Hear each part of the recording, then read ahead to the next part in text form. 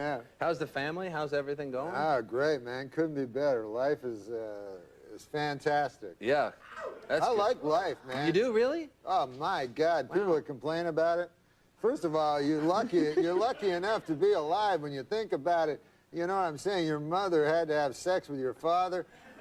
That your grandparents had to have sex. Great grandparents had to have sex. It's lucky you're alive. My God. It's amazing. And I'm so happy every day that I'm alive because it's just a fluke. There's so many more people that never got to be alive. You know? And, that's an interesting point. I guess you're right. Yeah. If you do the math. So when people carp about it, I'm like, man, it's the greatest gig in the world, being alive.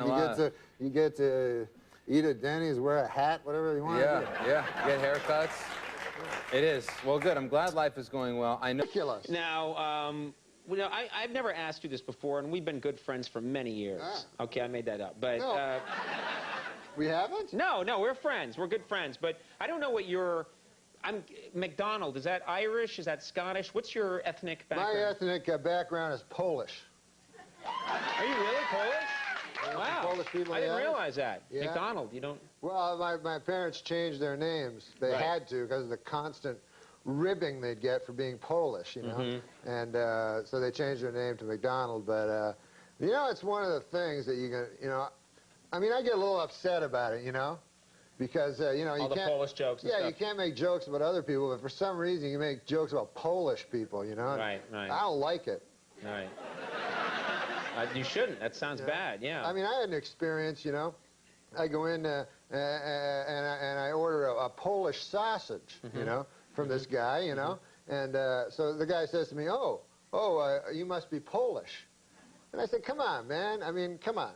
Think about it, what you're saying. You know, I'm trying to knock some sense into this fellow's head, maybe give him a wider world view, you know? Sure, yeah. I said, you think because I order a Polish sausage, I'm Polish. I said, what if somebody came in here and ordered French toast? Would you think he was French, you know? Right. I mean, what if somebody came in here and ordered a Belgian waffle? Would you consider that guy a Belgian, you know? I mean, if a guy came in and ordered a German bratwurst, would you consider that fellow to be a German fella? Right. I said, what if a guy came in and ordered German potato salad? I suppose you'd think he was German too. Yeah? Yeah. You know, what if a guy... Wow, you talked to this guy for a while. I'm telling you, man. With racists, you have to get through to them. You have to really get it into their head. Right. I said, if a guy came in and he ordered a Cuban hamburger, are you going to assume he's a Cuban? Right. I said, I think it is absolutely ridiculous that just because I come in here, I order a Polish sausage, why would you jump to the fact that I'm Polish? Right. And the guy says to me, well, first of all, it's a hardware store.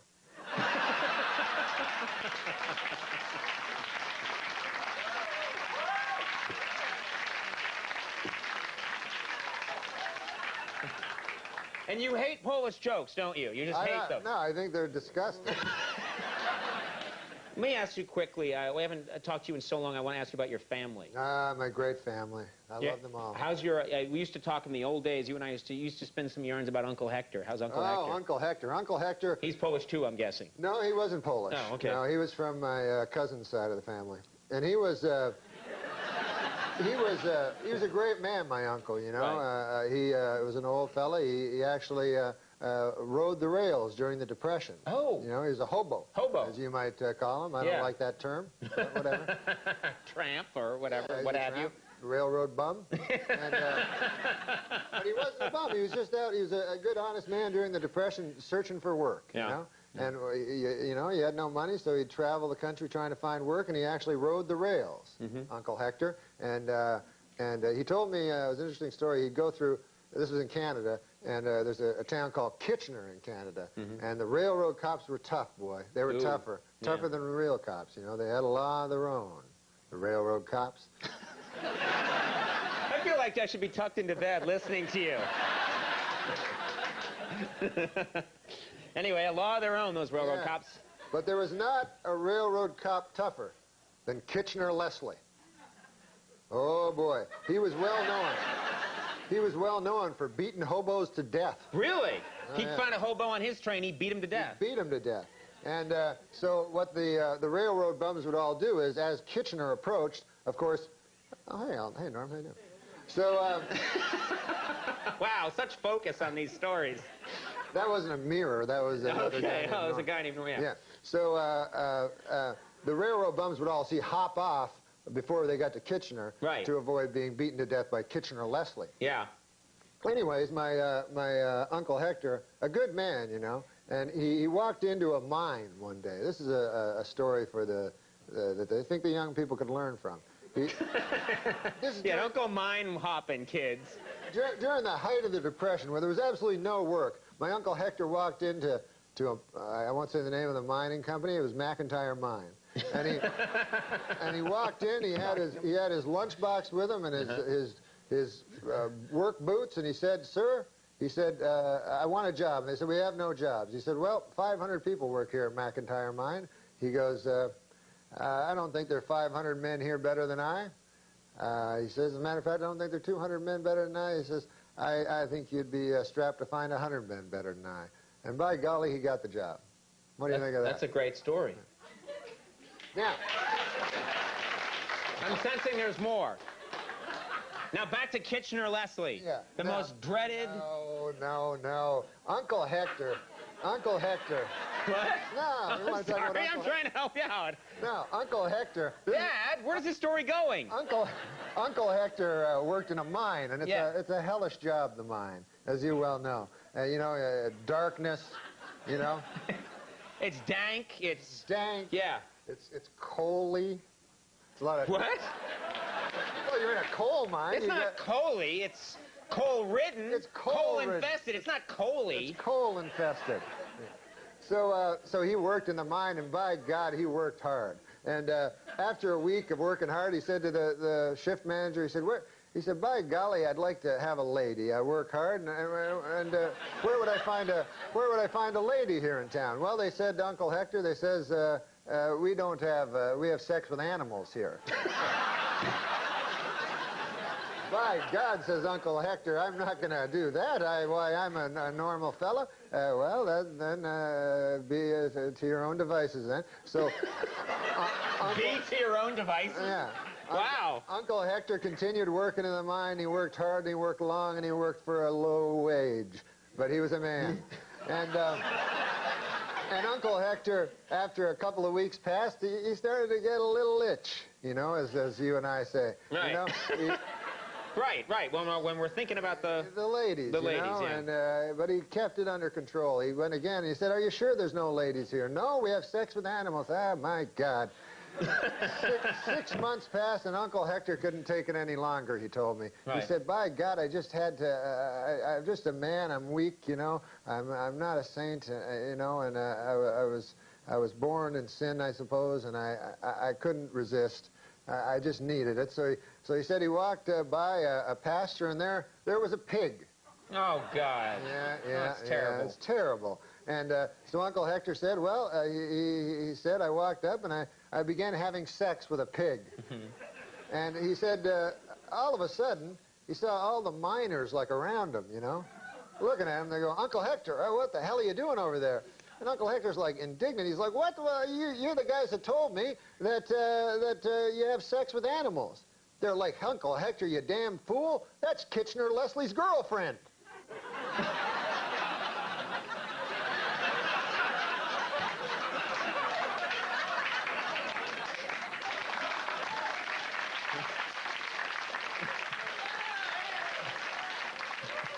Of all the animals. All the animals to have sex with. You don't want to have sex And that was Kitchener-Leslie's pig. No, that's terrible. Not Kitchener-Leslie's pig. Kitchener-Leslie's lady. Oh, yeah.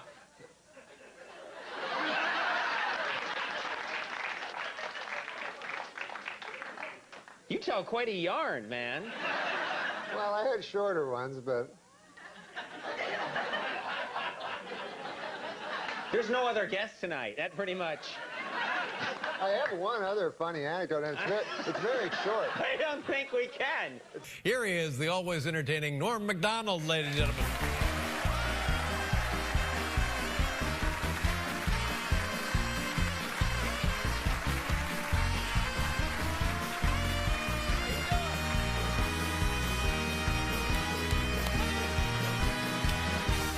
Yeah. I saw that show today, Norm. Very funny. What show? The TV show? Yeah, your TV show. Yeah, congratulations. And by the way, you look very youthful. And how come we haven't seen you in 2 years? Oh, how come I haven't been here in 2 years? Yeah. Oh, man, I've been busy. I got a kid, you know. I know. How old? Well, you got a kid? Yeah, I do. How old's Harry? He's 7. Yeah, man, they grow up so slow. You know, it's barely discernible. Isn't it? Yes, how old is your son? He's 18. They get far less cute. Yeah. They're Good not as cute when they're out on the lawn punching you in the chest. Yeah. Well, anyway, it's good to have you here. Oh, it's good to be here, and, man. In addition to the new show, the Norm Macdonald Sports Show, you have like your was it your first stand-up special? Yes, I did a Comedy Central special. Great. One of 40 they did this year on Comedy Central. And but it was fun. But I got a weird time. They showed it at 11:30 and on Saturday, and it turned out that was during this thing called Earth Hour. I think some people know what it is. Yeah. On Earth Hour, you have to turn off your electricity. So. Wow.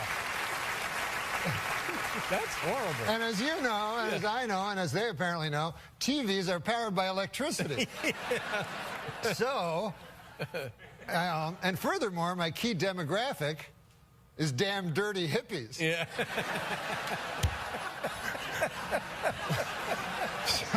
Oh, man. Well, you know, what are you going to do? Took one on the chin there. Yeah. Now, listen, I'm very surprised and impressed about this, that you've built kind of like a Twitter following. Yes, well, I'm an internet sensation. Whoa. Now, I didn't take you for a guy that would know about that kind of stuff. I know all about that stuff, Really? man. When did you start Twitter? 2 weeks ago. Really? But this is what I know. I did it for the Oscars. The guy told me how to do it, and I was watching the Oscars, and you know how horrible those were. And so it was pretty easy to do just jokes constantly on how horrible everyone was, you know.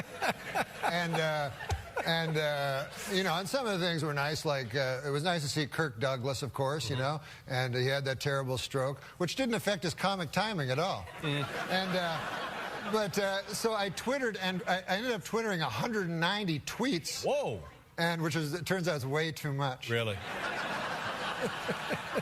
So people started telling me to stop. Anyways, get this, just earlier this happened, right before we came on the show. I walked out here. Yeah. I'm in some kind of Twitter feud with Steve Martin. I know that Steve also actively Twitters. Yeah. So this is what happened. Dig this. You know how to tweet? No. You don't know how to tweet? No. Where you been? He writes a tweet. I misunderstand it. I reply. Let's hear what he says. What he said? Yeah. Okay. Well, this is what he said. I'm not really that great at it, but he said, has anybody seen my hat?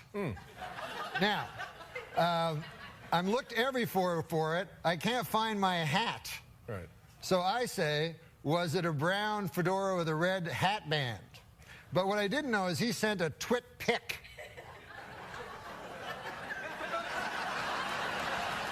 Stop right there. Let me just say, if this is an example of Twitter communication, it's invaluable.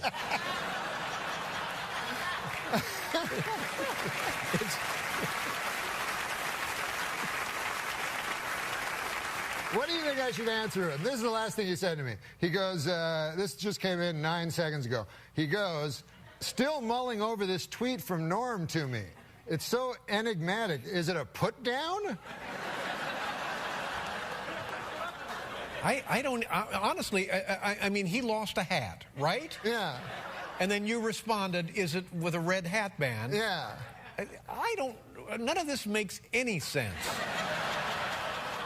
Yeah, it's a generational thing. Oh, that's it. I guess so. Well, what isn't?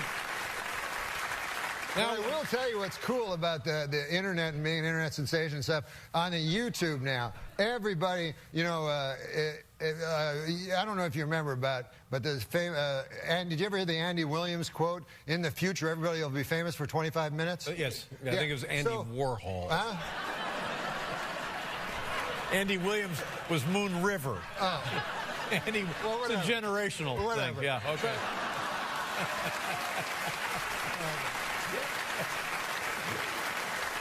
But here's the thing.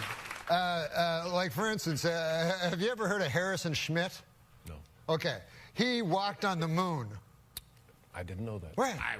An astronaut. Right. A guy who walked on the moon. There's very few people that have been in the position to go, hey, where's the moon? There it is. Right.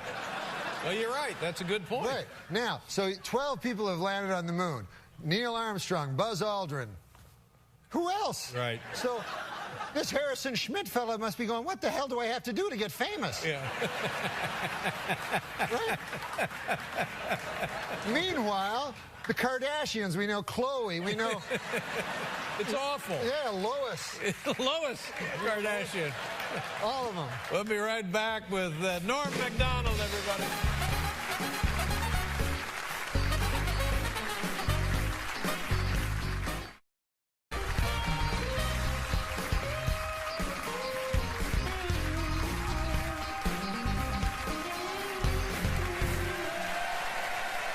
I don't know. You can tweet Steve Martin. Can you tweet him right now? I can tweet him, yeah. Or just tell him that I said hi. Oh, okay. Yeah. And that you're on the show and we're talking about him. And okay, awesome. I said hi. Awesome. And add this. I'm sorry about the hat.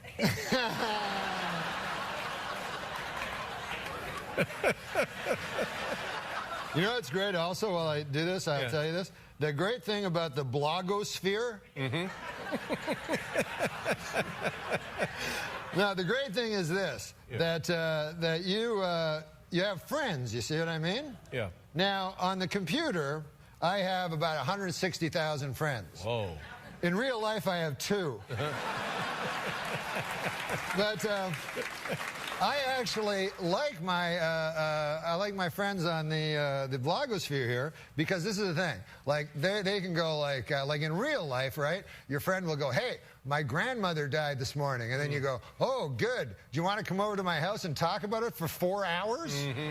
And then on this thing, your friend can go, hey, my grandmother died today, and then you go, unfollow. Now, Norm, are you? Do I remember that you were? I'm talking to Steve Martin. Okay, I'm sorry. I mean, if you just get that over to him by Labor Day, that'd be. Do you still gamble? Somebody told me that you did. Or did we know that? Yeah, I used to gamble. You don't gamble anymore? No, I gamble anymore. Was it a problem? Did it get to be a problem? Yeah, it got to be a problem, man. And then I tried to do it smart. Every time I tried to do it smart, a bad thing would happen, like you know? What do you mean?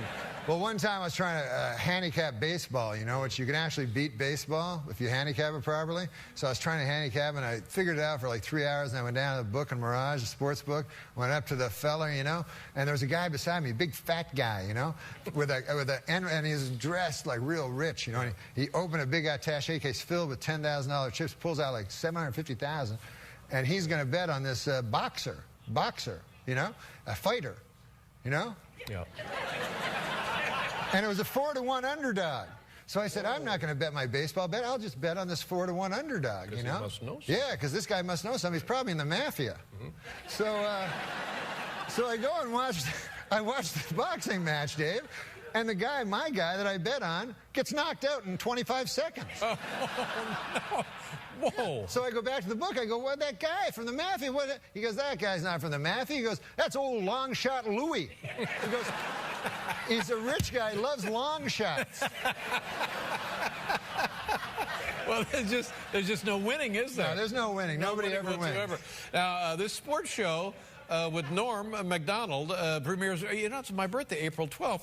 That's your birthday? I saw it this afternoon. Very funny show, and I think it's going to be a huge hit for you. You want to hear a sports joke? Yeah. Oh, you like racing cars, right? Yeah. How about that Daytona 500? Yeah. How about that kid that won? Right. How old was he? Like 20? Yeah. He raced all around. You know why he went so fast, apparently? He was texting the whole time. It's generational.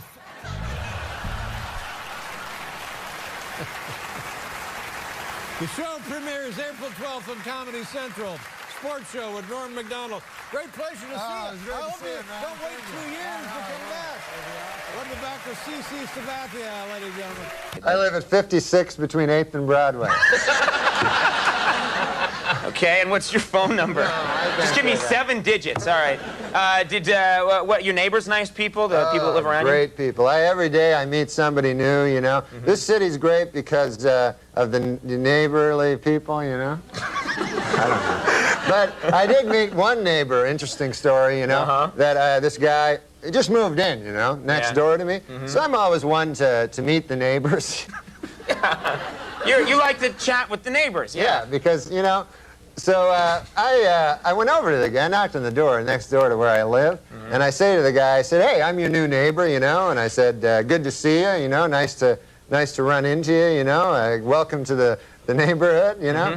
And so the guy, I said, what do you do for a living there, sir, you know, if you don't mind me asking? You know, what do you do for a living? I'm a nightclub comic, I tell the guy. So he says to me, he says, I work down at the University of Science there. He says, that's a good school, by the way. I can't remember the exact place. Sure. But he says, I'm a professor of logic. Oh. So he says, the guy says, logic. Now, what the hell is that? I never heard tell of that. He says, oh, well, he says it's a kind of a pattern of syllogistic. Well, he says it's hard to explain. He says, why don't I give you an example? So I said, fair enough. Why don't you do that? So the guy says, well, he says, let me ask you a question. He says, do you own a doghouse? So I go, yes, I do. He says, well, then that means you probably have a dog. I said, yes. He says, well, that means you're likely you have a family if you have a dog. I said, yes, I do. He said, well, then that means you got kids, you're married? I said, yes, yes, I am. He says, well, then you're a heterosexual man. I said, yes, sir, I am. He says, well, you see, that's logic there. I asked if simply from finding out you had a doghouse, I made this series of inferences, and I found that you're a heterosexual man simply from the fact that you had a doghouse. Well, I said, good God, isn't that something? Okay. So I said, well, I won't waste any more of your time there, neighbor. And I said, I'll see you later. See you around. Okay. So I said, come by one day and have a chicken with me. So anyways, I left. So I left. So I go to get a bus, you know, to the bus stop. And I walk down to the bus stop, and I'm still thinking about this thing that happened to me, you know. And I'm standing at the bus, and no bus coming at all, you know, and 5 or 6 of us standing around, and one guy lights up a cigarette there, and he goes, as soon as you light up a cigarette, the bus comes. And he smokes the whole damn cigarette, no bus comes. Right. So I said to the guy, well, that theory really worked, huh? Yeah. And the guy goes, well, sometimes it works. Anyways, the guy goes, what's new with you? I go, well, I had an interesting thing happen to me today. I said, I met my neighbor. And he goes, oh, yeah? I go, he had a hell of an interesting job. I said, he's a professor of logic down at the University of Science. And so the guy says, is that so? He says, professor of logic. He goes, what the hell is that, logic? I said, well, it's a series of something or other. Right. I said, I can't remember exactly, but I said, I'll give you an example if you want to hear an example. Yeah. So the guy goes, all right, fair enough.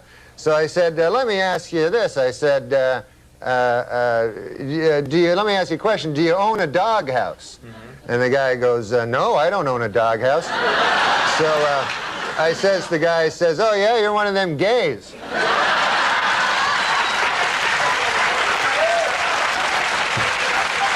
And it worked, right?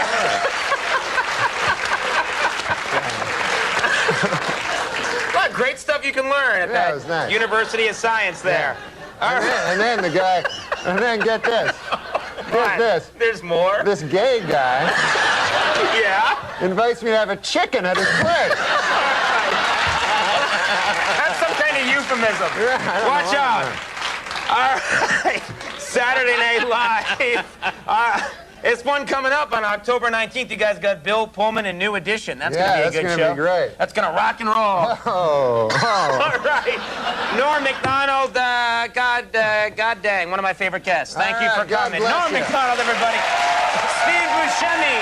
The Connells are coming up. We'll be right back. I'd be a bad pimp. Like, you be my girl. All right. You two be my girls. Yeah. All right. I'll you be want a to turn? pimp. Okay, listen, girls, I got to talk to you. Yeah. Okay? Hey, Sir Magic Norm. Listen, I don't sorry. you guys have had attitude against me. Well, I just feel like you've been taking a lot of our money. A lot of you have not been paying me. What? Huh? You know I have the knife. I know you guys have never seen it. But I'm the ones that found you at the bus stop and let you sleep on my couch. Yeah, that wasn't much of an upgrade. Especially with your constant raping. Futon. Yeah. Listen, I had a good night of that was sleep. part of the deal. I thought that was the unspoken. But anyways, I want some of the money. Look, it doesn't have to be 90-10. I don't know. I understand the 90-10 was a little usurious on my part. But how about 50-50? You get to sleep here. Cheryl, what do you think? I don't think so. I don't know. I really have a knife. The cost of living for a prostitute I'm is going starting up. to think you guys don't believe I have the knife. I haven't seen your knife. But you've heard stories. Well, only from you. That I cut that girl? That's a true story. I wasn't making that up. I talked to Cindy. Oh, you know that you met Cindy? Yeah, she said she's you never. a liar. She said you never cut her. She's She a said liar. she got in a car accident. That's where the scar came from. Yeah, she said you talked about the knife all the time, but she get never a knife. saw the knife. I could buy That's a what knife. she said you said to her. Yeah, I could buy a knife easy. I know people. Well, now you got to buy a knife? I know people. Hold on. You said you had a knife. You have a knife, but it's in a catalog? I know people that could get me a knife illegally. Well, that couldn't even be traced. I'd stab you. But it's like me saying I have a swimming pool, but it's at someone else's condo. What, you used to be afraid of me. I'm not. Well, you don't even have a knife. You just said you could buy a knife. You used to be so afraid of me when I threatened you. You said you'd beat me with a car antenna, but you don't even have a car. You drive a Geo Metro. That's not a pimp car. You want to go to a bad guy? I thought you were badass. I've never hurt you. But listen, I've protected you from everybody. Stepfather beat me, and I've that's why protected you. Haven't I protected you? Except for the two times. Except for the 2 times. All right. And those guys were big. All right, but you promised to beat me, and that's why I was attracted to you, because of the history I have with my stepfather. I know. And I the get physical uncomfortable. abuse. I get uncomfortable. But I push you. Yeah, I don't treat pushing. you nice. You pulling lint off my sweater's not a push. I said the other night that your lasagna was undercooked. Yeah, I know, but so I gave you, and then that's because I gave you a middle piece. When I gave you an end piece, you said it was delectable. And that thing you do where you lick your finger to wipe the stains off our faces, we don't like that. Yeah, we don't like the smudge thing. I've become too close. Look, we didn't get into this not to be beaten or threatened or to keep 90% of our booty. How often do I mention the knife? All right, and you reminding us to use condoms and to say thank you. Mm-hmm. And you telling us we don't have to do what we don't want to do? Yeah. It's not helping our business. Yeah. Well, you don't have to do any of this stuff. Listen, unless the guy's big, I'll protect you guys. If I can take the guy. Remember when you invited us I'm to not going to stay stab a with guy. your knife? I'm not going to stab. No, I'm not going to stab a guy. Well, you invited us to stay at your. Sometimes he's just doing weird stuff, but it's not that weird. But let me say this: you working out of your mom's house is awkward for both of us, okay? Yeah. And sure, she's a delight, and she makes a great and rum nobody's pudding. mentioned anything, right? This is a complete secret. Well, your mom. I mean, look. Let's. First off, you wearing Dockers and flip flops is no outfit for a pimp.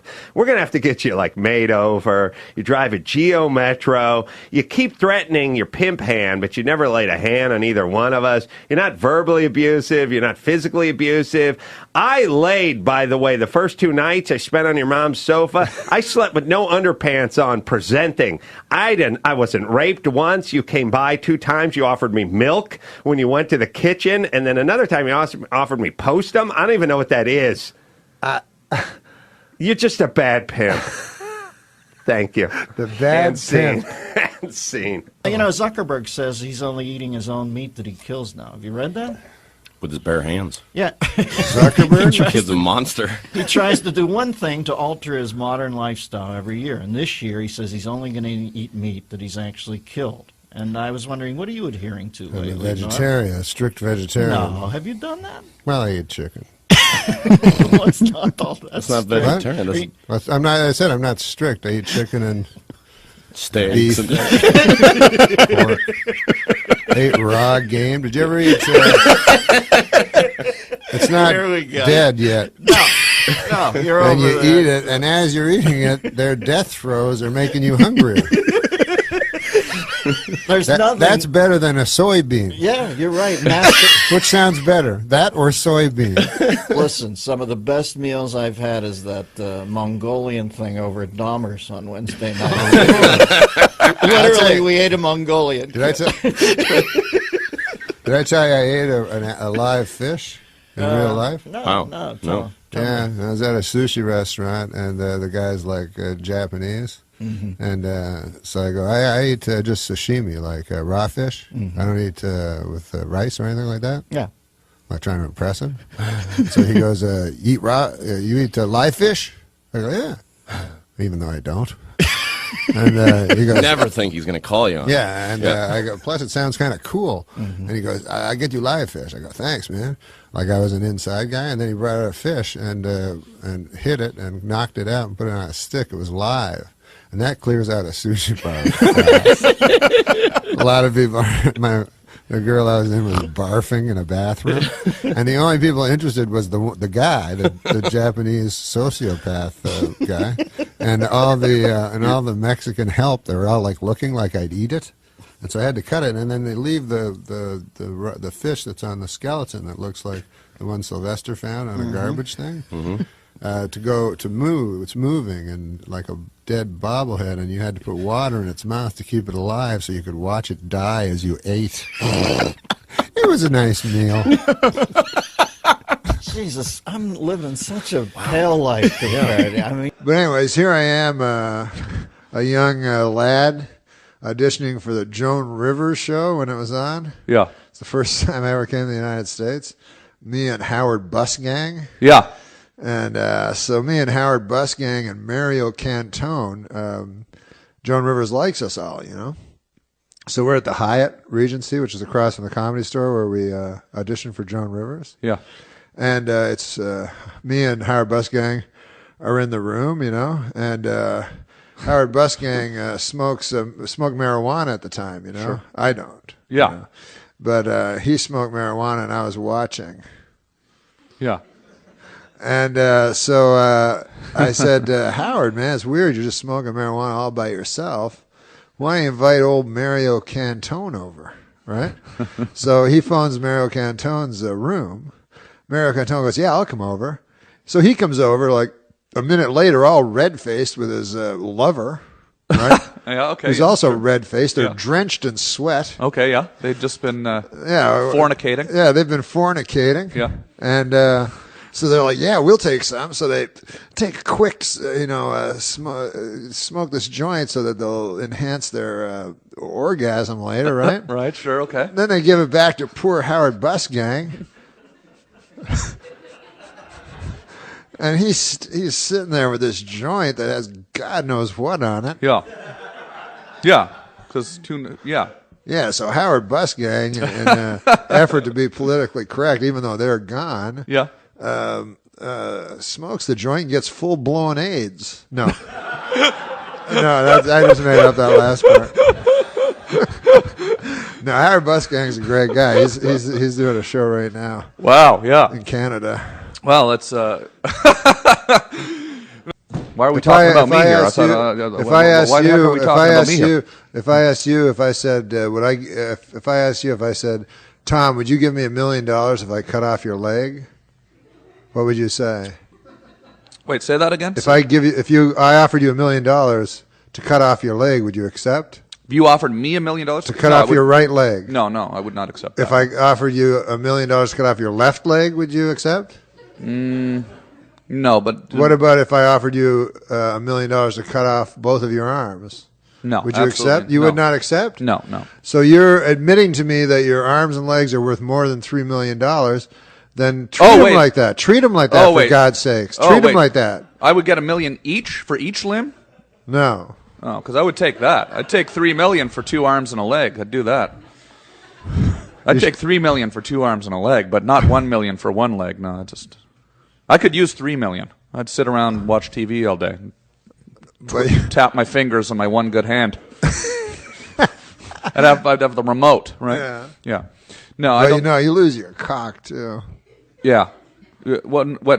How much for chopping the cock off? You never mentioned that. That was implied. I actually have questions here. I actually have some questions. Oh, you got some questions? Yeah. Let's. I said no questions. Really? No. This is what I saw after the trial. This is how stupid jurors are. After the O.J. trial, I see this big fat woman that was on there. Because you tend to think of jurors as wise or something. I don't know why, but you tend to think of them as wise people, jurors. Right. But afterwards, they interviewed this one woman that was a juror, big fat woman. Doesn't have anything to do with anything. I guess. Her weight, but she was huge. Right. And so she was smart. She probably would have known to not eat so many cheeseburgers. Exactly. Right. So this fat pig. No. So they're interviewing her, and they're asking her about the blood evidence because Darden talked about the blood evidence for 6 straight days. Yeah. He introduced all this blood evidence that showed that, it was 1 trillion to 1 that it wasn't OJ, So they say, well, say this woman, they say, what about the blood evidence? Yeah. So she goes, everybody got blood. She goes, if it don't fit, you must acquit. Yep. She remembered the rhyme. Sure, the rhyming was what did it, I think. A guy was telling me that, do you know the lawyer Jerry Spence? Are you familiar with that lawyer? He's from Colorado, and he wears a cowboy hat. Wear cowboy hats all the time. Fringe. He wears fringe. Yeah. Yeah. So apparently in the closing arguments, you can say anything. Mm-hmm. You're not bound by anything. So I know this guy who worked at a law firm, and he said every time Jerry Spence would be the defense, he'd always get everybody off. And this is what he'd do.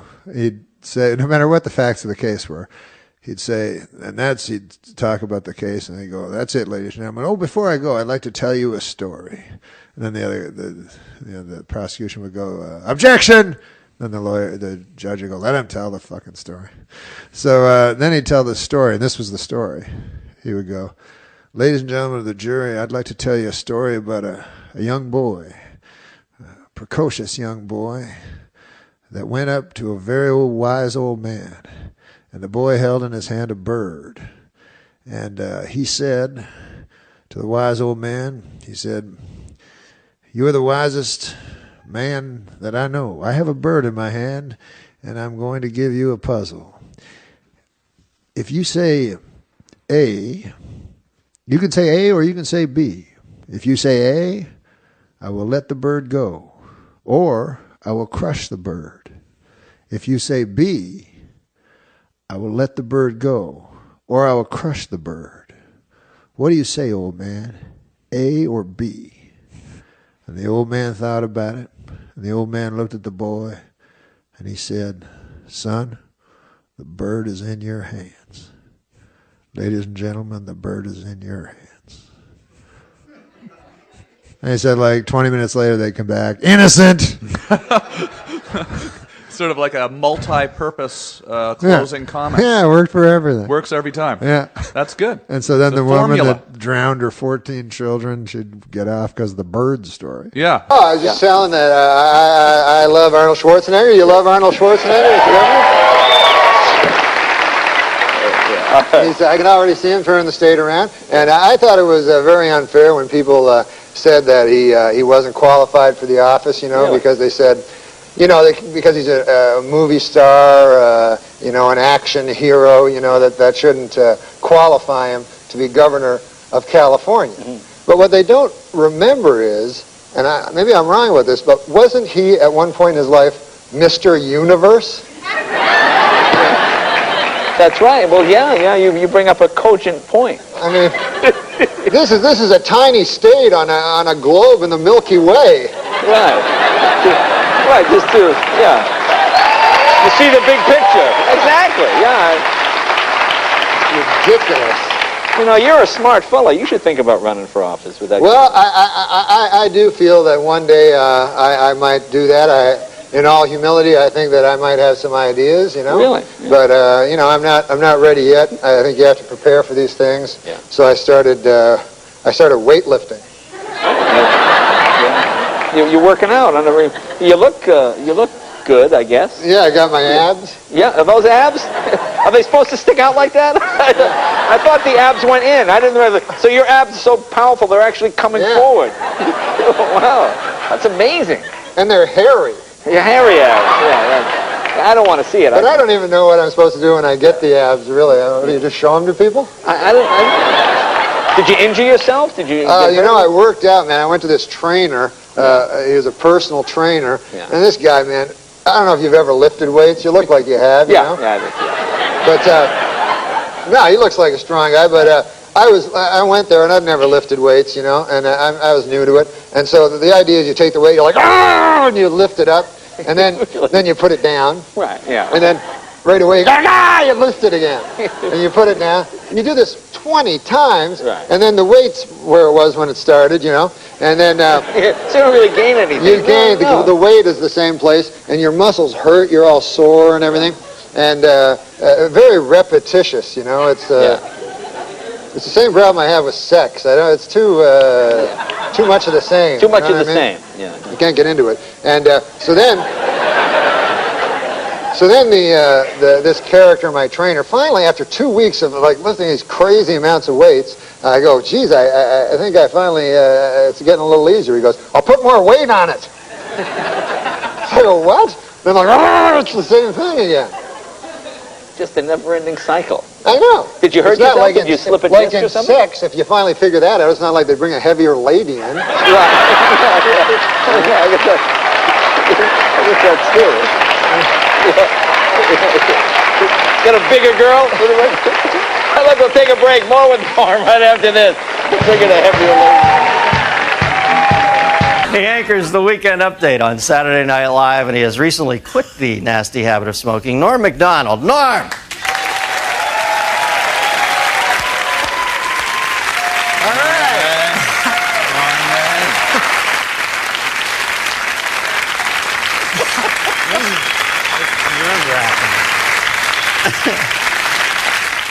Now, you're a young iconoclast, Norm. You know, the kids, they get you. What?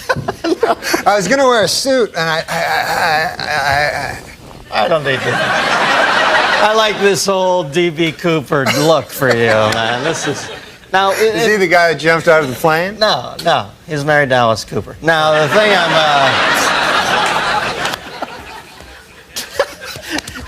remember you wrote for my first talk show? Yeah, you gave me my first And I used job. to come in the room, and you and Drake Sather had no lights on. It was like some fucking Anton LaVey Satan cult in there, and you guys used to turn out the sickest jokes ever, and everybody was always smoking. Then I see you on Saturday Night Live during the opening credits, and one of the things I like about you is you're completely unfiltered on that show. You'll say anything, and I saw in the picture you had a cigarette in your mouth. This guy just doesn't give a shit. So I asked you to come on. I find out you pussed out on me and quit smoking. What is that all about? No, because it's bad for you.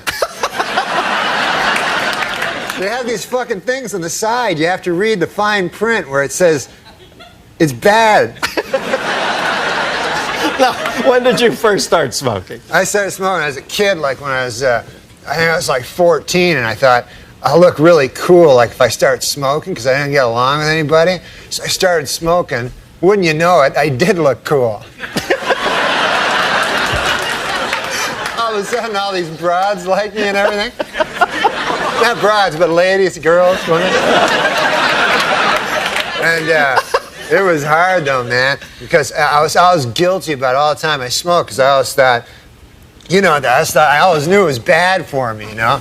Like even though some guys will say that it's good because their uncle lived long or something and he smoked, you know, and they'll go, hey, what about, you know, that old guy, you know, Burt Mustin, what about that guy, you know? And then he just because he lived long, that doesn't mean anything, right? That's just one guy.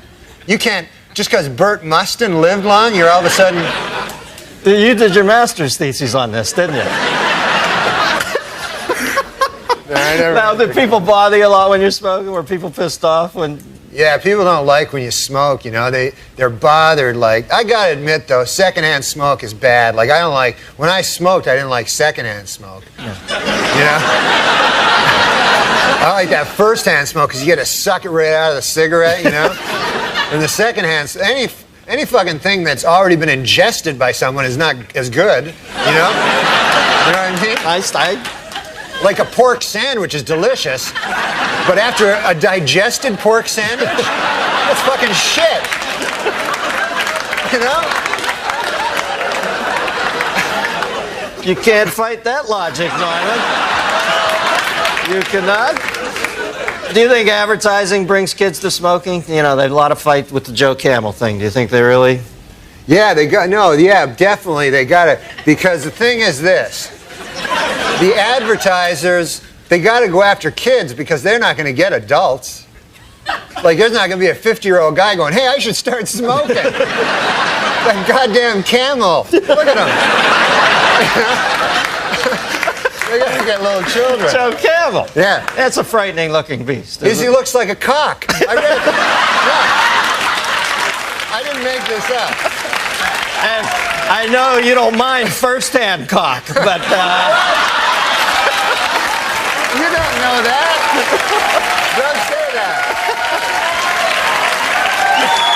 I know how this stuff happens, man.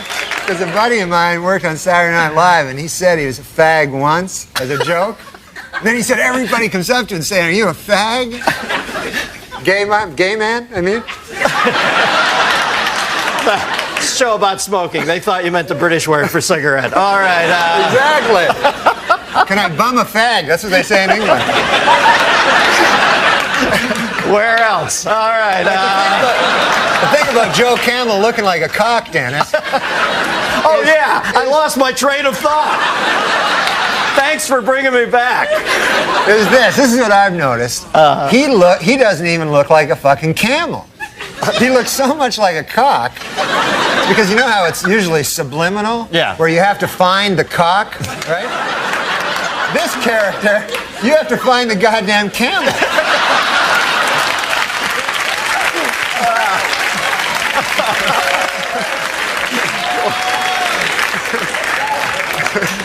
Yeah, believe me, when you only get 2 humps out of a cock, it's not worth smoking. All right, now, line 2, we got a phone call for you. Although I can't believe they'd still be on the line after this departure. Line 2, we've got Beverly from Middletown, Ohio. Beverly? Yeah, hi, Dennis. Hi, Norm. Hi, you didn't know my name, I don't think. Yes, I did. I watched Saturday Night. Did you like it? Yeah. I liked it when Dennis was on it. Yeah, I did too. I watch Dennis every Friday. Get out of here. You're great at that, man. You're great at this. You know why? Because you don't give a shit about Dennis. You know what I mean? It's like the best thing you can do. Whenever I'd go on, they'd go, what's it like following Chevy? And I like Chevy. He makes me laugh. What the fuck do I think about Chevy? I'm trying to make a living here. Right, you know what I mean? Yeah. When I see you, I know you're thinking the same thing. Like, screw Dennis. I'm killing. Okay. Anyway, go ahead. What's your question? Okay, since nicotine is such an addictive drug, do you think someday you'll have to have a prescription to buy a pack of cigarettes? Well, you know, they always bring up the Constitution and talk about how we should still have the right to a militia and all that. But let's face facts, this country was built on tobacco growers. So, you know, if you're going to start changing, if you're not going to change one thing because it comes from way back then, you can't change this either. There are farmers out there who make a living. Tobacco is one of the crops that got this country going. So, no, I don't think they'll ever make it illegal. Yeah, no, they shouldn't make it illegal. I know. I think Norm's backing me up on that. What motivated you to quit? Well, I guess, you know, I read this thing about how it was like a phallic symbol, and that my doctor went in. He said, you probably have an oral fixation, which you know what that means. Let's not kid ourselves, right? So that's why I always smoke like cigarettes instead of cigars, because if I'm going to have I like a little white thin cock, you know? Are we back to cocks again? I go away to Ohio, Middletown, the center of the universe. universe to take a nice, clean call, and then I space out. I'm thinking, I can't listen to Norm for a second. I got to get a time cue here. I come back, and you're talking about having a thin white cock in your... I don't have a thin white cock. In my cock, you mean? No. In my mouth. No, you misunderstand. Oh, what I'm okay. saying is this. I'm just saying don't make the mistake of thinking I fucking listen to you. I just want to make it clear about that cock thing. I was just saying, if I ever was gay, if they like suddenly made it mandatory or something, then I would choose the smallest cock, and I would like a guy that came fast. I don't know. I thought the subject was cock. No, Cox is next week. I'm sorry. Does that answer your question? Yes, it does. Norm Macdonald, ladies and gentlemen. Stick around. Luckily, we have the good taste to bring tonight's guest back. Every season, he is as uncensored a wit as they come. His new sitcom, The Norm Show, is on ABC Wednesdays at 9:30. Please welcome George Wendt, ladies and gentlemen.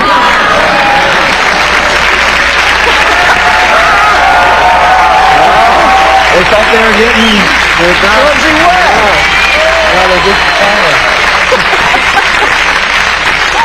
Norby. How you doing, man?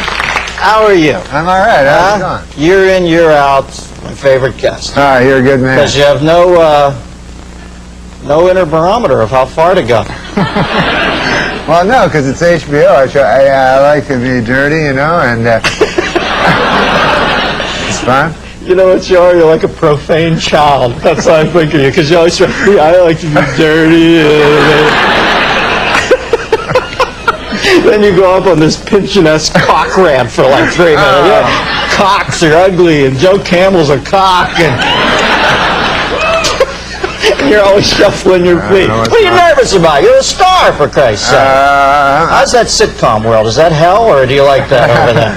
It's not a lot of fun, but, you know, it's good to do. No, it's not on Ollmeyer's. Has Ollmeyer sent you a congratulatory telegram, or what word am I looking for there? Ollmeyer, I haven't heard any missive, I think. Who's the Ollmeyer at your network? This lady, Jamie Tarsis. She think you're funny? Yeah. Ollmeyer's not even there anymore, isn't it? It was one of his last official duties to whack you? Yeah. He took off, and they got this other guy, I think it's maybe Sammy Sosa. Scott Sassa. Scott Sassa.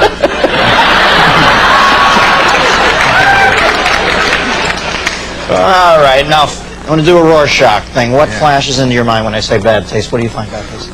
Well, there was this performance art guy, I remember in New York, that his whole big thing was he'd take a picture of our Lord and Savior Jesus Christ of Nazareth, and then...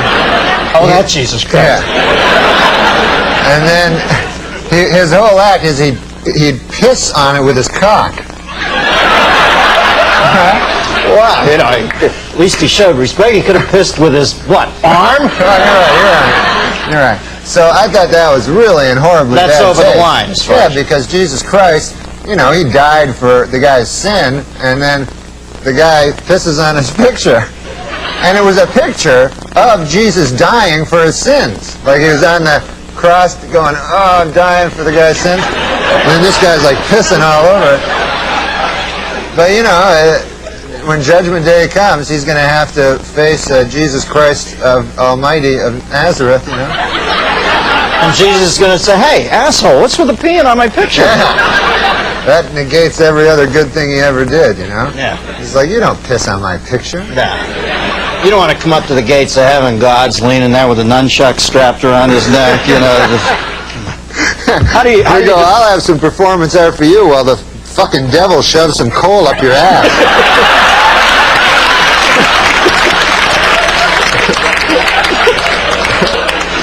As I said before, the childlike outro, but effective. How do you define bad taste? Is it like beauty? Is it in the eye of the beholder, or what? Yeah, it kind of is. You know, it depends on what people... Some people, like, get all upset over certain words, like they think that like girls all the time, man, when I'm talking to them, like if I go, hey, how about you and I, like, fuck, you know? and then the girl always goes like, I don't fuck, I make love. I make love. And I go, I don't care, whatever you want to call it, as long as my dirty cock's involved, you know? I don't care. I'm not going to get in a semantic argument. You know, you can call it making a grilled cheese sandwich as long as there's a lot of me doing that kind of thing. Now, what's the earliest into hitting on a woman that you've ever said, I want to fuck you? You give it a couple minutes, right? I try to get into it pretty quick. You know? So that trump card's down. No, if you're in the game. I don't, because I don't ever ask them, would you like to have dinner? I don't really like having dinner with them. Or having a drink with them or anything like that. No. You know, so that's your sort of exchange with women is... Yeah, I say, hey, how about you and me fuck? And then they go, no. And then they go, how about we have dinner? And I go, I don't like dinner, you don't like fucking.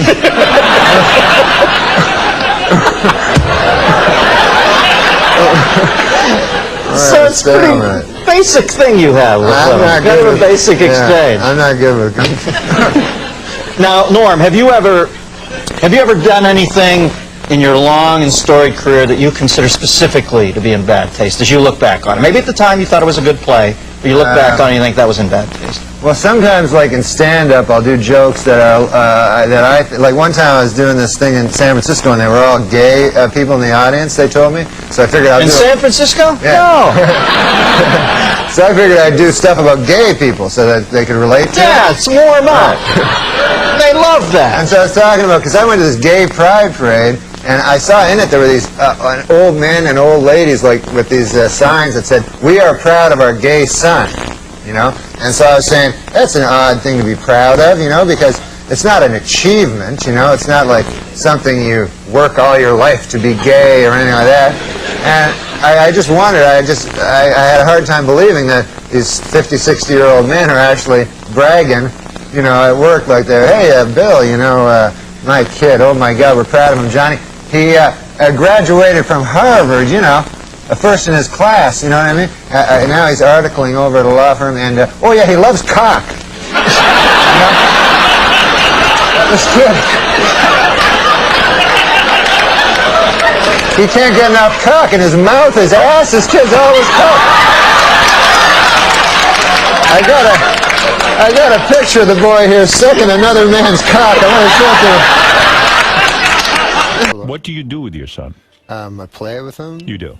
How old is he now? How old is this young man? He's 15 years old. 15 years You're still old. playing with him. Right. You know, it's a funny thing. Yeah. When he was a very young boy, you know, when he was like 3, 4, something like that, I would play games with him. You know, like we'd play basketball or something. Sure.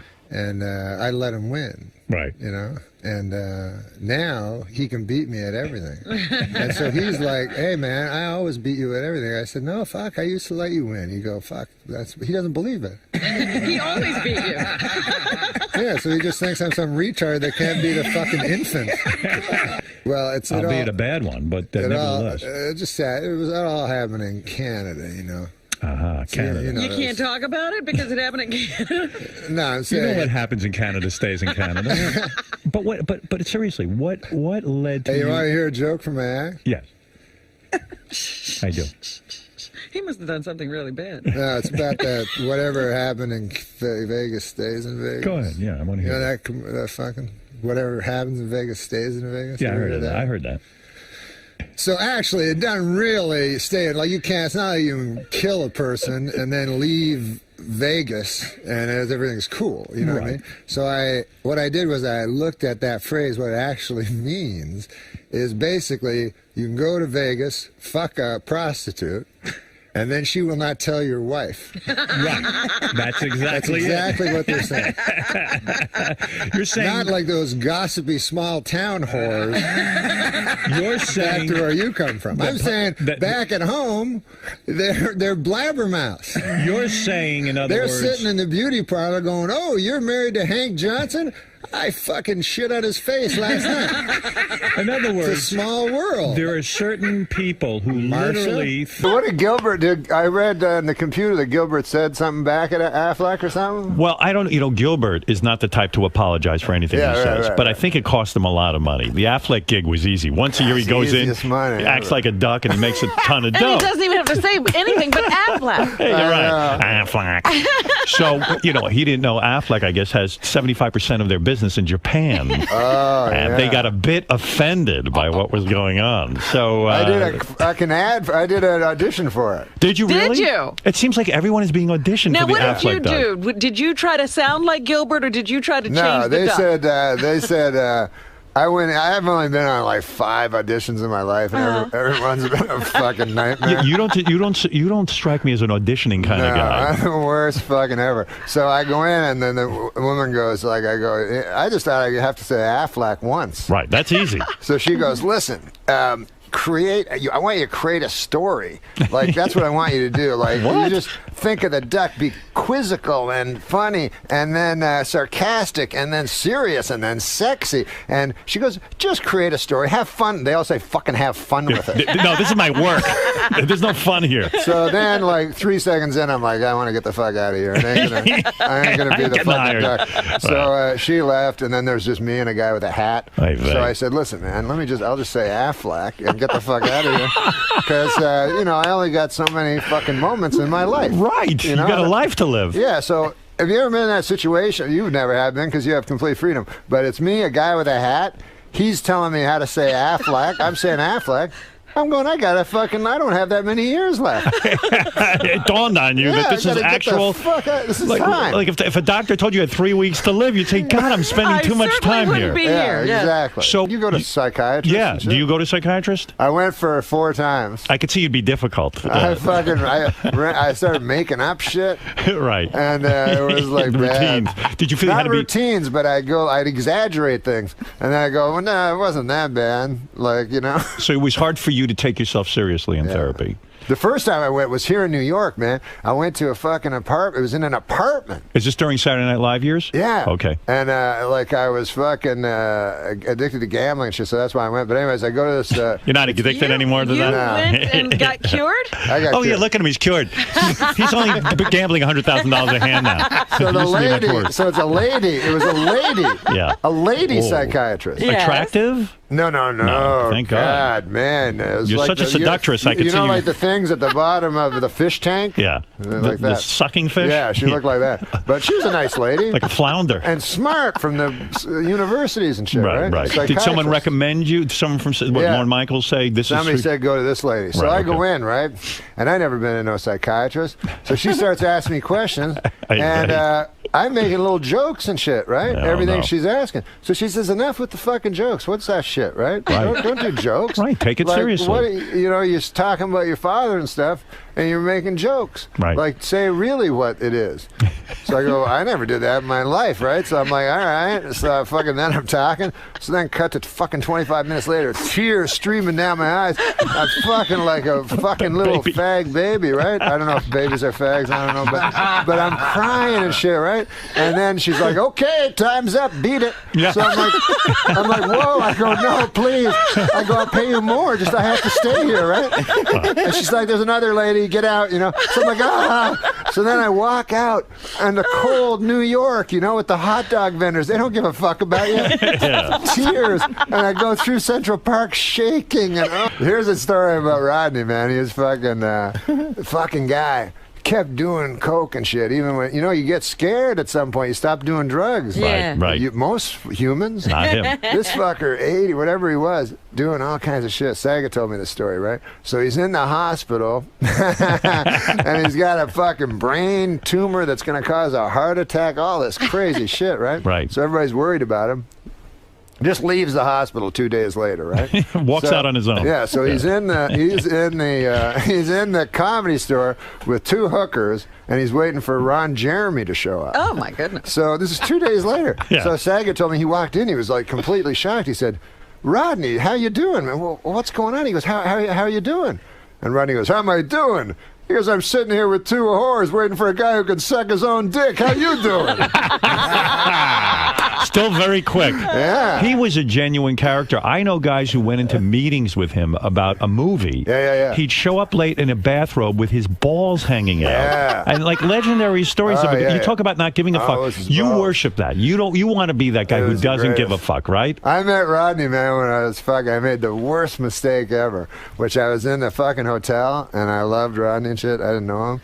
And I was coming down in the casino. I was coming down the fucking elevator, and Rodney was in the elevator. I'm like, oh my God, it's Rodney. I gotta say something to him. So anyways, I'd worked on some stupid fucking thing with this director who said he worked with Rodney. Yeah. So I used that as a thing, right? So I go, hey, Rodney. I go, we have a common friend. He goes, who's that? I go, Paul Johnson. He goes, that cocksucker. He goes, that fucker's no friend. And there's a full elevator. That fucker's no friend of mine. You tell him he can suck my dick. I'm like, oh, I'm not his friend. I'm not his friend. And you hear these stories that Rodney was sort of a bitter guy because he made it late in life and all that. But yet he was a sweet guy because he helped everybody. I mean, he did something for me that I'll never forget. Like I appeared on the Tonight Show with Jay Leno back when I would work with that scumbag. Yeah. I'm just fucking. He's a great guy. Anyway, I went on the Tonight Show and Rodney called me at my house. Now I didn't know Rodney. He just says, "Hey, Howard, I just want to tell you, when I used to do shows, no one ever called me. No one ever said I did good.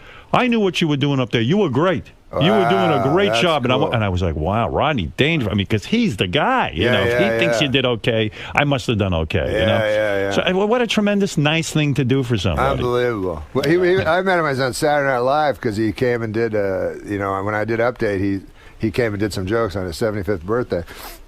So we have to do dress first at 8:30 and then at 11:30 the show, Right. So he comes and he's like, hey, Norm, I got to fucking talk to you, So I go in and I'm like, Mr. Dangerfield, it's great to meet you. That's the first time I ever met him. He goes, listen, man. He goes, what the fuck, man? Why am I doing it at 8:30? I know my fucking jokes. I'll just come back at 11:30. I go, I don't know how it works, Rodney. You got to do it. He goes, God damn. He goes, let me tell you something, kid. This was his advice to me. Kid. He goes, let me tell you something, kid. He goes, this fucking TV shit, He goes, this waiting around all the fucking time. It's a bunch of shit. It's shit. He goes, it's the same with fucking movies, You're in the movie, and then you're in the fucking trailer all the time. That's all you're doing is fucking jerking off in the trailer, He goes, it's all shit, kid. He goes, remember this and remember it. Remember it forever. Stand up, man. That's all there is. Stand up. And he meant it. Then there's a fucking 5-minute pause. He's looking me right in the eyes. He goes, stand up, shit. He forgot. It's all shit. Okay, well, a negative guy. Yeah. I'll tell you the time I went to fucking,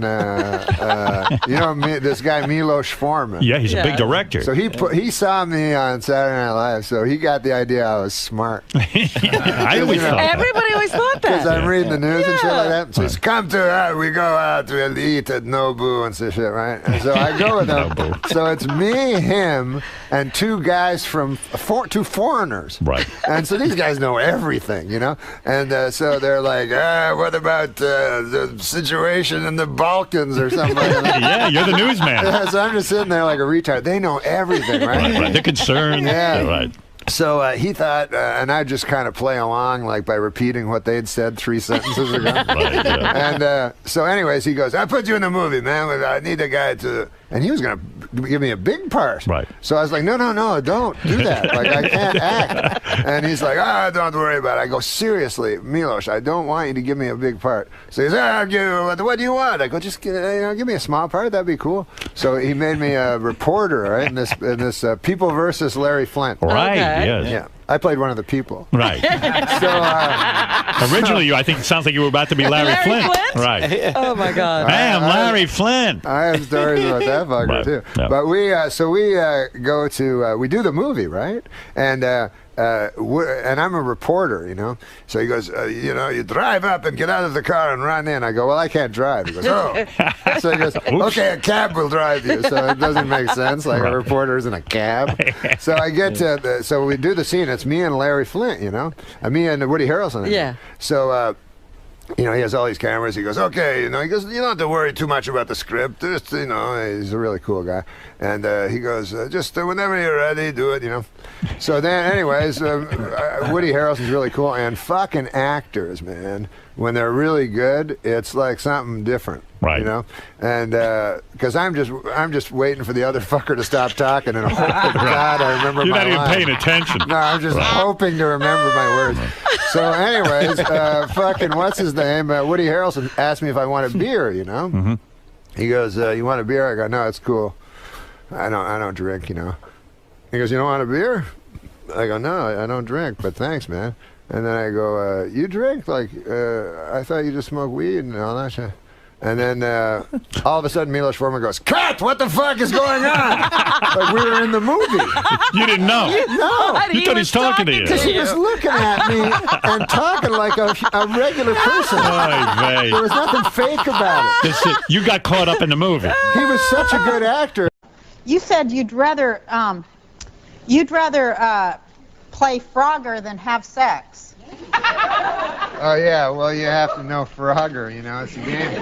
It's an arcade game where a little frog has to go across the river. Yeah. And they have like little logs that he has to, and sometimes the log's a crocodile and tries to eat him.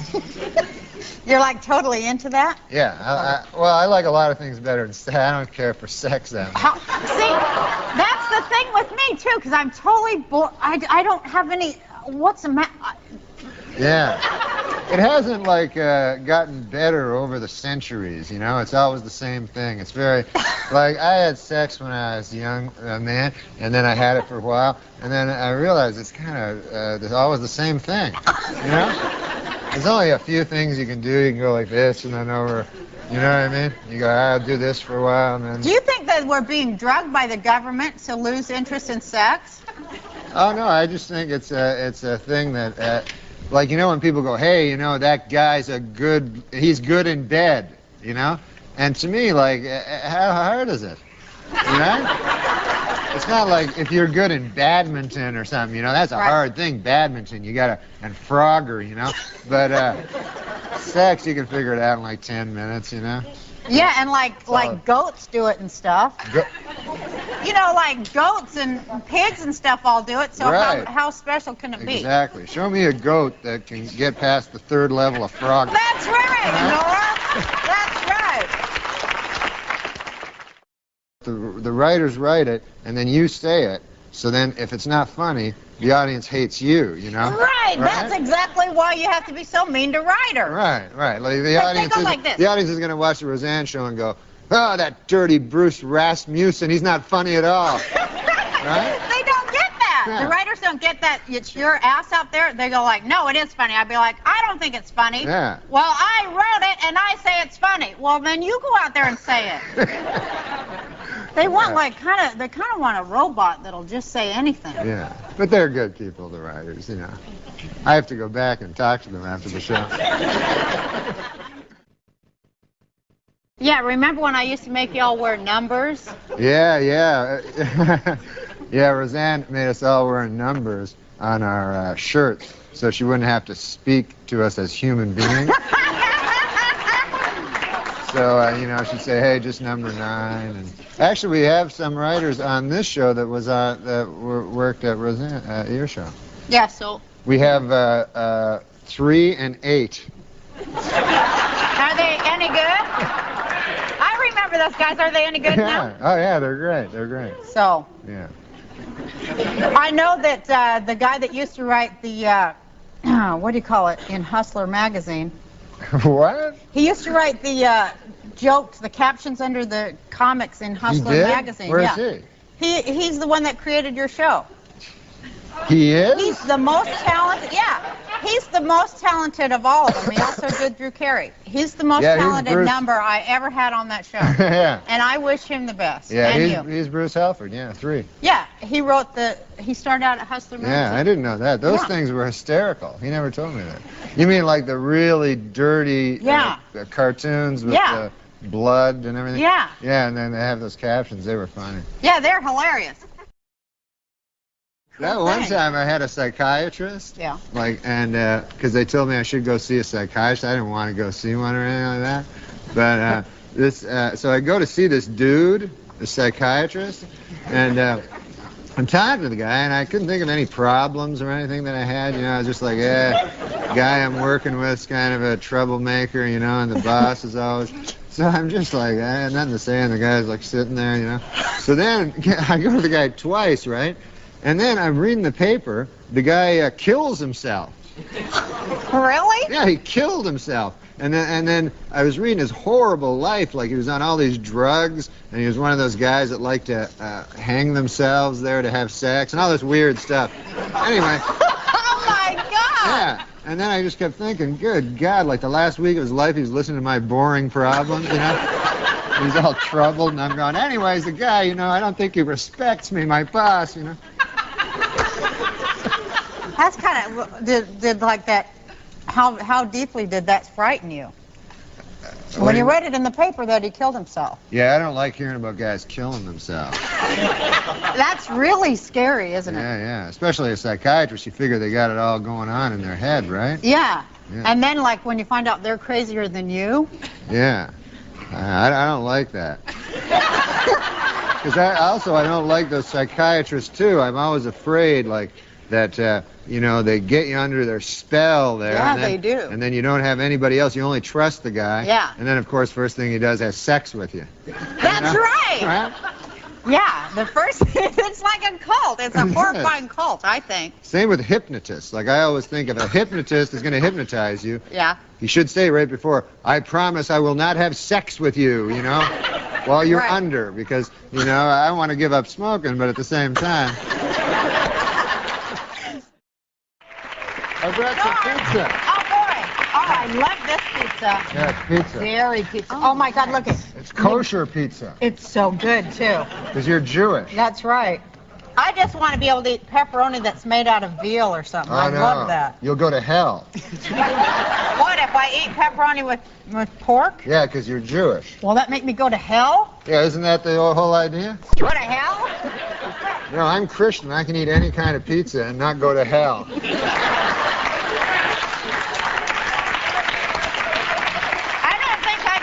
For eating it either. Oh, you don't? No, I don't go to hell. Well, they don't specifically mention pizza in the Old Testament, but it's But they do mention pepperoni. Yeah. This pizza here. But it doesn't say you'll go to hell. It just says, you know, you never know where, you know. You might want to avoid this piece. Actually, has hooves on it. You want to eat that? And I said, listen, man, because I kept hearing these things about how old people always have sex. Yeah. So I said to my grandmother, grandfather, you still have sex with my grandmother? He was like, good Lord, no.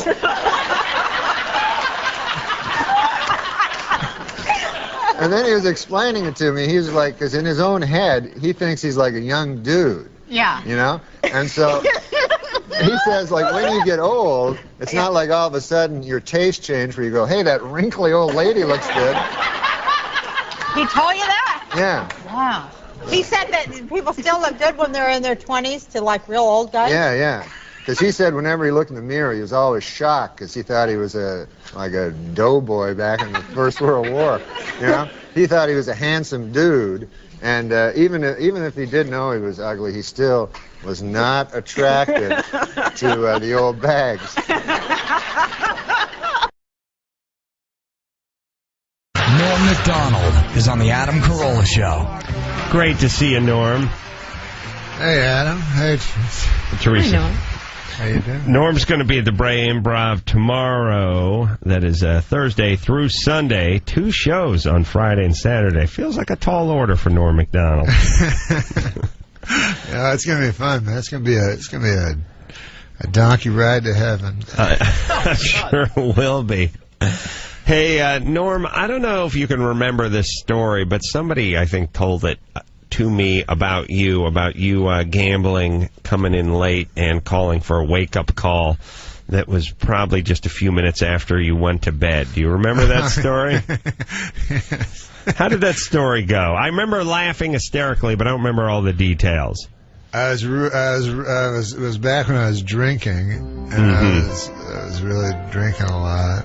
And I was gambling and everything, and then I went up to the room and I said, I phoned down to I'm trying to remember. I phoned back down to the front desk and I said, listen, give me a wake-up call for 6 o'clock. Mm-hmm. And I was like, oh, it's 5 to 6. And I said, I better let you go. You'll be dialing soon. Norm, it's like Ty Pennington got to your head and made you over. The last time I saw you, you had a gray beard. Oh, yeah. You Why really... did you say I was sober? I don't drink. Wow. You don't drink? I don't drink and I don't do drugs, but it's an odd Really? thing. Yeah, I don't do anything. Hold on, You've never been a drinker? Oh, I have in the past when I was a young boy, but I get scared, like, you know, when you're young, do anything, you know what I'm saying? Right. Because you don't think you're going to die, so when I was young, people just hand me pills, I'd eat them, and then I got older, and I was like, God damn, man, I'm going to die, I'm not going to do nothing. Right. So, but you still gamble. That's a vice, right? It's a vice, but it's not life-threatening in any way. Right, unless your bookie kills you. Right. It's quality of life-threatening, arguably. I'll tell you something, bookies don't really kill you. They don't. They want their money back. They want to make a deal. Norm... I had a bookie take all my money, and because I won so much, and then my buddy's like, oh, man, you got to break his leg and stuff, right? And I'm like, what? I'm already out all this money. I'm not going to... Yeah, you won a bet. What was it, like $100 grand or something? Yeah, and it just didn't pay off. Now, what were you betting on? Were you betting on football? What was football mostly, yeah. But it became crazy where it was like basketball every single day. So, Norm, you have not had a drink in how long? Well, first of all, I'm not an alcoholic. Mm-hmm. That's so I don't count the first thing alcoholics say. No, alcoholics count the days of they know how long it's been. Mm-hmm. So sometimes I'll go to a party, a guy will go, hey, what do you want to drink? I go, just give me a water. And then they'll go, are you alcoholic? And I'm like, no, man, you're the guys that are drinking. Right. You know, I want a water. And they go, oh, yeah, no, we understand. So you don't... All right, I'll drink. So you don't... I'll get drunk out of my mind and barf all over myself if it'll take away the stigma of being an alcoholic. But I knew a friend, man, that some guys can get any women they want. Yeah. You know? And I'm sure you know that type, you know. It's not like they're incredibly handsome or anything, but just somehow they have something about them. And my buddy Bill, yeah, this guy could get any lady. I'm telling you, literally had sex with a different woman every night. I asked him, I said, what's your secret, you know? He said, I'm a serial rapist. Stop. Did you say that on The View the other day when you were on The View? I didn't go on The View. They don't want me on there. I thought you were on The View. No, they don't like me anymore. Why won't they have you? Well, one time they wanted me to go on The View, right? So I was like up all night, like for a long time, because I was in my gambling days and stuff like that. And so the guy kept phoning me, the producer of The View, you know? Yeah, and, Bill Geddes. Yeah, that's the guy. Yeah.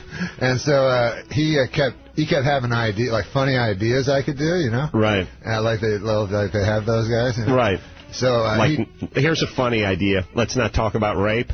Like ideas like that. Is that bad? No, it's fine with me. It's just funny. It strikes me with Norm and with me sometimes. You talk to producers about funny ideas maybe you shouldn't be doing. Oh, they do that. More do nots than do's. Yeah, they do that. They go, hey, don't swear on The View like you're going to swear. Like right. That retarded. Here's an idea for your segment. Don't use the N-word. Yeah. Well, what happened? How did you end up offending? So anyways, the guy kept following me with these crazy ideas. He'd go like, hey, why don't you come out with like a red wig on? And I'm like, why would I do that? And he goes, the gals are teasing Barbara about her new hair tint. I'm like, yeah, that seems all right. Because I'm trying to be nice. I have a hard time saying no, you know. So yeah, maybe. He goes, and then so finally I go, I'll think of something, you know. So I'm at a poker table the whole time talking to him, and, you know, because I used to play for like 7 hours straight. And so he keeps phoning. He's like, I got it, man. He's like, you carry out a cell phone onto the show, right? And then he goes, halfway during the show, your cell phone rings, you know? And it's your agent, Morty, you know? So you pick it up, you're like, hey, man, I'm on The View. This is no time to talk here, Morty. You know, he goes, Morty's not on the line. You just pretend, you know. Right. And, this is a terrible time, Morty. I'm on the TV, you know. So I go, oh, yeah, that sounds good, you know, with no intention of really doing it. Right. Now, what time did you go to bed that night? I didn't go to bed, so I'm driving to the stupid View, right? And I go, I had this story about Cosby, so I go, I'll do that story about meeting Bill Cosby, you know? So I show up, and they put makeup on, I go, what are you going to talk about? I go, I'm cool, man, just tell them, do you ever meet Bill Cosby? So as I'm walking in, the producer, unbeknownst to me, slips the cell phone in, you know. He goes, remember our bit? And I go, yeah. You got out of the red wig, though. Yeah, I know. I didn't have to do that. This is got to be a long story. But what happened was... It's good, though. I went on to the View, and, you know, they were supposed to just talk to you. Now, this was when... this was a long time, but this was when President Bush was... he wasn't the president. He was running for the presidency. Mm-hmm. Right? Right. So I don't know nothing about politics. Right. But Ben Stein had called me, and he said that, you know Ben Stein? So, you know, like, when Clinton came, like, there was, like, 10,000, like, Streisand and Schwarzenegger, everybody, you know, showed up. And then when Bush showed up, it was just me and Ben Stein. He used to be a speechwriter for Nixon. Yeah. That is a very sobering homecoming for Bush. Just Norm Macdonald and Ben Stein at the airport. Good God. I got to talk to him for a half hour in the Air Force One. Anyway, wow. The story is I go on the View, and as soon as I get on the View, I'm all tired and everything. I'm like, all right, ladies, what's going on in the news? Bill Cosby? What's going on? And so all of a sudden, they show a picture of me standing next to George Bush, who's running for presidency, and they go, hey, check this out. Whoa, Norm, like...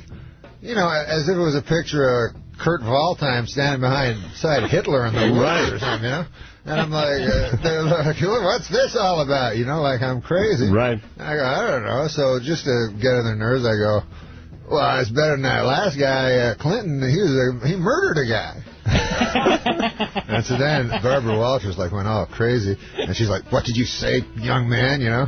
And I'm like, oh, I thought it was a matter of public record. Like, I just try to get more into it. I go, didn't he murder a guy? I heard he murdered that Vince Foster guy, and they pretended it was a suicide or something. And I'm like, isn't that a matter of public record? She's like, listen, you're treading on thin ice, mister. He should call me mister. I'm like, no, I thought he murdered a guy. I said it about 6 times, you know. So, and she's like, what about Bill Cosby? To be fair to her, she thought you were Tim Meadows. To be fair to her. So anyways, and so the whole audience is all in shock and awe and everything. They don't know how to react to this, all craziness. And all of a sudden, like, my cell phone rings, right? You got the bit, yeah. The bit. Morty's on the phone. I forgot about it. It was coming from the speakers. I didn't know what it was like that. And so then it occurred to me, and I pulled out the cell phone. I'm like, hey, Morty, this is a terrible time to call, right? So then Barbara Walters goes, what are you doing, you know? And I go, I don't know. So that retard in the back told me to pretend Morty was calling. And then she goes, she just stared at me for like 3 seconds. She goes, you are one piece of work, mister. Wow. And that was the end of that. She just said it was Vince Foster calling from the beyond. It's calling from hell. Says he'll see you soon. Norm's got a new CD out called Ridiculous. Norm, when we left off, we were talking about Bill Cosby and you never getting to tell your Bill Cosby story on The View, but you can certainly tell it here. Oh, Bill Cosby? Well, I opened for Bill Cosby, and I was really excited, you know, because I'm a comedian, and he was like the first comedian I ever heard and everything, and I still love him, you know. And so I was real excited and everything, and and we're performing, oh my Lord, it was like an entire football field, right? Well, where is it? It was LSU. Mm-hmm. And, I'm sorry, it was Tulsa. It doesn't matter. Right. You didn't have to correct yourself. And so I get there, and so an entire football field and a little tiny stage, and I have no way of knowing how to, you know. So I'm like, you know, anyone have an answering machine? And then you're just, they're just talking to each other. Right. Know? I have no idea of how to talk to this many people, you know, so they completely ignore me for the whole thing. But, you know, they don't hate me or anything. They just don't notice me. They're ambivalent. So I'm like, how on earth, you know? So I was interested in seeing how Bill Cosby would do it. So Bill Cosby lands in a helicopter like 10 minutes before, and he's wearing a sweatshirt, and I'm in a suit and everything, you know? And he says, why are you wearing the suit? I said, oh, Bill Cosby. He goes, college. He talks like just in words. He doesn't use He goes, college sweatshirt. And I'm like, okay. Doing a Mad Lib. Yeah. So he gets up, and so he's a guy's a G. He's to stand beside the lady. He's not nervous at all, of course, you know. He says, anything going on in the school? She says, next week we play LSU, you know, we're Tulsa. He goes, it's okay, fine.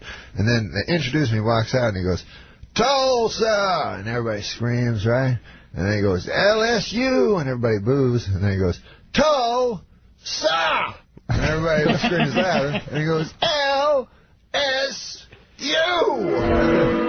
Exactly. So he says it about 5 times, every time slower. And now they're going up and down like they're in a lather, you know? Right.